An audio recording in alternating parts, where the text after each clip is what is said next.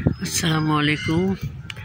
আবারও ঈদের পর আত্মীয় পরিজন নিয়ে চলে এলাম সেই ব্রহ্মপুত্র নদীর পাড়ে। নদীতে এখন একটু পানি বেড়েছে, আগের বার আর একটু জীর্ণ শীর্ণ লেগেছিল, কিন্তু এবার আমাদের সবার কাছে মনে হচ্ছে পানিটা খুব সুন্দর টলমল করে ছুটে গেলবারের মতন এবারও আমরা সকাল 7টার সময় বাসা থেকে রওনা দিয়েছিলাম। দুপুরের খাবারটা আমরা বাসা থেকে বহন করে নিয়ে এসেছিলাম, যদিও এখানে বাড়ি থেকে খাবার আনাটা নিষেধ থাকে। আমরা একটু অনুমতি নিয়ে তারপরে ঢুকেছিলাম ভেতরে। আর আমরা এবারে ব্রেকফাস্ট করেছি নৌকোতে। আমরা সবার নাস্তা আলাদা আলাদা করে দোকান থেকে কিনে সবার আলাদা আলাদা প্যাকেটে করে নিয়েছিলাম, আর নদীতে বসে আমরা ব্রেকফাস্টটা করেছি। আর সকালে আমরা এতটা ক্ষুধার্ত ছিলাম, ফলে সেই ভিডিও করতে সকালে নাস্তাটা নৌকোতে সারার পরে আমরা আধা ঘন্টার ভিতরে আমরা সেই স্পটে চলে এসেছিলাম। আর সেই সবচেয়ে মজার ব্যাপার হলো, গতবার যেই সিটারে আমরা বসেছিলাম এবারও ঠিক সেখানেই আমরা স্থান পেয়েছি। যেহেতু আমরা অনেক সকালে চলে এসেছিলাম, ফলে আমরাই প্রথম ভিজিটর ছিলাম। খুব সুন্দরভাবে পাশাপাশি 4টা সিটে আমরা কাপড় দিয়ে দিয়েছিলাম, আমরা মাদুর পেতে নিয়েছিলাম, আমাদের প্রয়োজনীয় জিনিসপত্র সুন্দর করে সিটারে রেখে খুব সুন্দর করে আমরা একেবারে উপভোগ করতে বসে গিয়েছিলাম। আর গতবার আমরা আসলে তেমন ঘোরাফেরা করিনি, কারণ একটা স্কুলের স্পোর্টস চলছিল, ফলে অনেক লোকের আনাগোনা ছিল। কিন্তু এবারের পরিবেশটা একদম সুন্দর, নদীর নির্মল বাতাস, আর আমরা ঠিক নদীর কিনারে বসে সেই বাতাসটা প্রাণ মন ভরে উপভোগ করছিলাম। তারপরে একটা সময় সবাই মিলে হাঁটাহাঁটি করছিল। অ্যাকচুয়ালি এখানে প্রচুর দেখার জিনিস আছে, যেমন একটা ছোট্ট মিউজিয়াম আছে, তারপরে একটা ছোট্ট চিড়িয়াখানা আছে যেখানে অনেক পশু পাখি আছে, তারপরে রাইডস তো আছে, বাচ্চাদের খুশি করার মতন একাধিক রাইডস এখানে আছে। আর আপনারা অনেকেই বলছেন যে আমরা একই জায়গায় কেন বারবার যাচ্ছি। অ্যাকচুয়ালি একই জায়গায় বারবার নির্বাচন করার মূল ব্যাপারটা হলো এখানকার নিরিবিলি পরিবেশ। এটাই আমার কাছে সবচেয়ে ভালো লেগেছে। মানে একেবারে আমরা একটা প্রাকৃতিক পরিবেশে পিকনিকটা করতে চাচ্ছিলাম, যেটা এখানে একেবারে 100% আছে। আর একটা জিনিস হলো নদীর শান্ত পরিবেশ, নদীর সুন্দর বাতাস আর গাছের ছায়া। এরকম সুশীতল গাছের ছায়ার নিচে বসে এরকম একটা সময়, দীর্ঘ সময় উপভোগ করাটা খুব কঠিন, কারণ সব জায়গায় হয়তো বা এরকম স্থান থাকে না। এটা কিন্তু বিকেলের দিকে আস্তে আস্তে লোকজন ভিড় করেছিল, কিন্তু আমরা সেই সকাল থেকে এইখানে একই জায়গায় বসে আমরা সেই সময়টুকু সেই সুন্দরভাবে উপভোগ করছিলাম। এখানে বসে আমরা চা পান করেছি, আমরা ঝালমুড়ি খেয়েছি, চটপটি ফুচকা খেয়েছি, চা খেয়েছি, আরও নানান ধরনের ফাস্টফুড, যেটা এই মুহূর্তে মনে পড়ছে না। চায়ের সমস্ত সরঞ্জাম আমরা নিয়ে গিয়েছিলাম।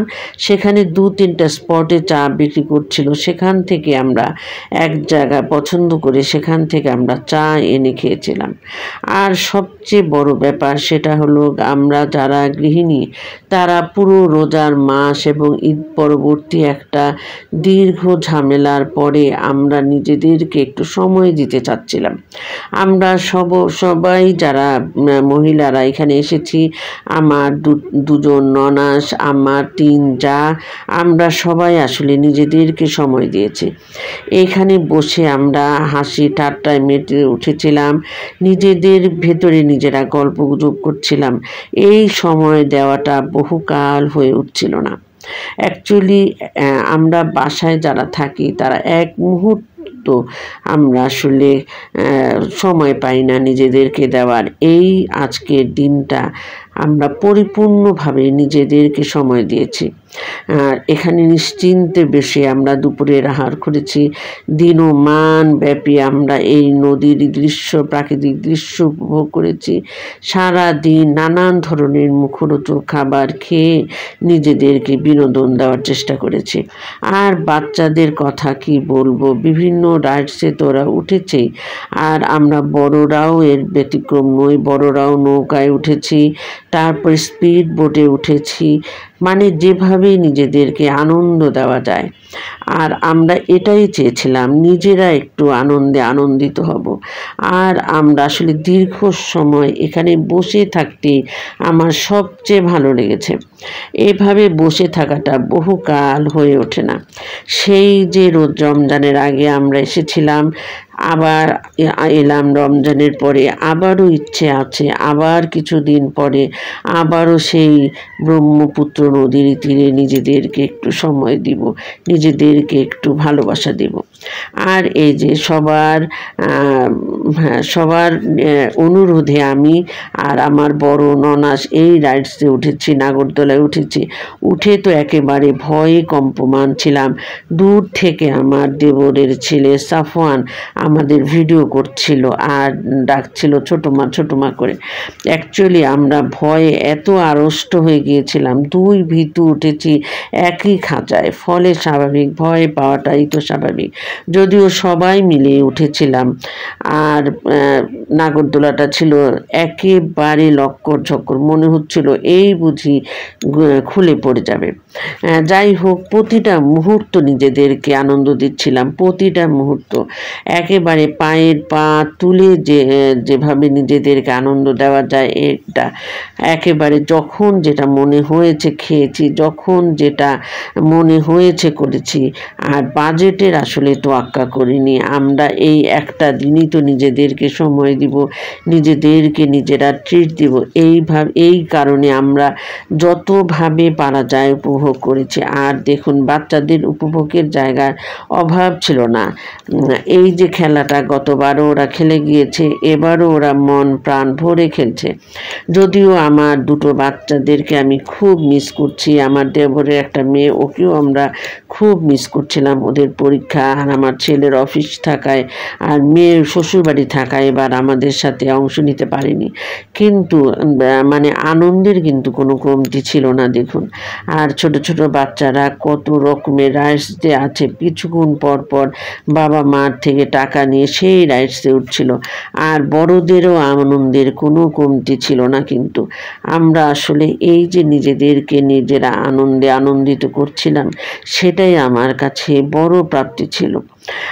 আমার বড় ননাস আমাদেরকে গল্প করছিল সেই ছোটবেলায় নৌকা উঠেছে, এরপরে আর নৌকায় কখনো ওঠেনি। আমার ছোট ননাসেরও একই অবস্থা। আর আমরা বড়রা যেমন তেমন, এই ছোট্ট সাহিল কি যে আনন্দ করছিল। আর এই ছোট বাচ্চাটার এই স্মৃতিটা সারা জীবন থেকে যাবে। এখন হয়তো সে ভুলে যাবে, যখন বড় হবে তখন এই ভিডিওটা দেখে তার কত যে ভালো লাগবে। আর এই কারণে সাহিলের অনেক ছোট ছোট ভিডিও আমরা ক্যাপচার করছিলাম। আর নানা নাতির, দাদা নাতির নির্মল সম্পর্ক, কি যে মধুর সম্পর্ক। ভাইয়া আর সাহিল দুজন মিলে সারাক্ষণ, মানে সাহিলের কোনো চিন্তায় আমরা চিন্তিত ছিলাম না, কারণ সাথে সাহিলের দাদা ছিল। ফলে আমরা নিজেদেরকে যতভাবে পারা যায় উপভোগ করছিলাম, নিজেদেরকে সময় দিচ্ছিলাম, নিজেদের আনন্দে আনন্দিত ছিলাম। আমাদের এবারে লাঞ্চের আয়োজনটা কিন্তু আমাদের দেখানো হয়নি, কারণ হলো ওই যে তাড়াতাড়ি করে খাবারটা খেয়ে আবার নিশ্চিন্তে বসে যাওয়া। আর এবারও কিন্তু মোরগ পোলাও এনেছিলাম, আমিও রান্না করেছিলাম, আর আমার মেজো যাও রান্না করেছিল। আর ওই যে গতবারও আইসক্রিম খেয়েছিলাম মজা করে, এবারও আইসক্রিম খাচ্ছি মজা করে। এই আইসক্রিম খাওয়াটা যে বাচ্চাদের মতন করে, মানে দুবার আইসক্রিম খেয়েছি, সাথে কোক ছিল, সেভেন আপ ছিল, চা তো একাধিকবার, তারপরে সাথে বিস্কিট ছিল, ঝালমুড়ি ছিল। মানে সবচেয়ে বড় কথা হলো আমি কক্সবাজারে যে নিজেকে যেভাবে আমি আনন্দ দিতাম, এখানেও আমি ঠিক সেভাবে আমরা পুরো পরিবার নিয়ে আমরা আনন্দিত হয়েছিলাম। ইচ্ছে করলেই আসলে কক্সবাজারে যাওয়া যায় না, কারণ বাজেটের একটা বিষয় থাকে। আর এখানে কাছের থেকে কাছে, সেটা আমরা সবাই মোটামুটি অ্যাফোর্ড করতে পেরেছিলাম। আর সবাই সেটাতে আমরা একদম কায় মনোবাক্যে আমরা রাজি হয়ে গিয়েছিলাম, কোনো দ্বিমত এখানে ছিল না। আর পরিচিত জায়গায় বারবার যেতে আমার ভালো লাগে, এটা হলো আমার ব্যক্তিগত অভিমত। ভালো লাগার কারণ হলো পরিবর্তনগুলো চোখে পড়ে, পরিবর্ধনগুলো চোখে পড়ে। আর সবচেয়ে বড় কথা, আমার জানা থাকে কোথায় কি আছে, এর পরিবেশ কেমন, এর ভালো এবং মন্দ দিকগুলো। আর এবার এই কারণে এবার আরও বেশি ভালো লেগেছে। আর নদী কার না ভালো লাগে। আর গতকালকের পরিবেশটা যে কী যে সুন্দর ছিল, কী যে সুন্দর ছিল, না রোদ না মেঘ, এত সুন্দর ওয়েদার। আর মানে গাছের ছাউনির নিচে যে এরকম শীতল করা বাতাস থাকতে পারে, আপনারা উপভোগ না করলে একদম বুঝতে পারবেন না। আলহামদুলিল্লাহ, সত্যি সত্যি পুরোটা দিন সারা জীবনের জন্য মনে রাখার একটা স্মৃতি বহন করে নিয়ে এলাম। এমনভাবে যেন আমরা বারবার সেখানে যেতে পারি, সেটাই আমরা চাচ্ছি এবং সবাই চাচ্ছি নেক্সট টাইম আমরা পরিবারের বাকি সদস্যদেরকেও সেখানে নিয়ে যাব। আর আমাদের আরেকটা অভিজ্ঞতা হয়েছে, এখানে কথা বলা একটা ময়না পাখির সাথে আমাদের পরিচয় হয়েছে। সেই পাখিটার সামনে আমাদের বাচ্চাগুলো যে বারবার জিজ্ঞেস করছিল, ময়না তোমার নাম কি? পাখিটা সুন্দর করে বলেছিল একবার ময়না। এত সুন্দর, মনে হচ্ছিল মানুষের গলা। আর ময়নার স্পষ্ট কণ্ঠস্বর শুনে সবাই হতবাক হয়ে গিয়েছিলাম। এত সুন্দর সাবলীলভাবে কিভাবে একটা পাখি মানুষের কণ্ঠে কথা বলে। যাই হোক, আমাদের পুরোটা দিন ছিল অসাধারণ। আমরা সবাই মনের মতন করে উপভোগ করেছিলাম। কী যে আনন্দময় সময় আমাদের কেটেছে।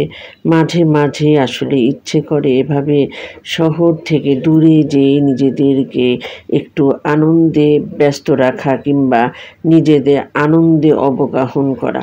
সত্যি সত্যি আমাদের পুরোটা দিন এত অসাধারণ কেটেছে। সবাই ইন্ডিভিজুয়ালি কারোই খারাপ লাগেনি, সবার খুব ভালো লেগেছে আলহামদুলিল্লাহ।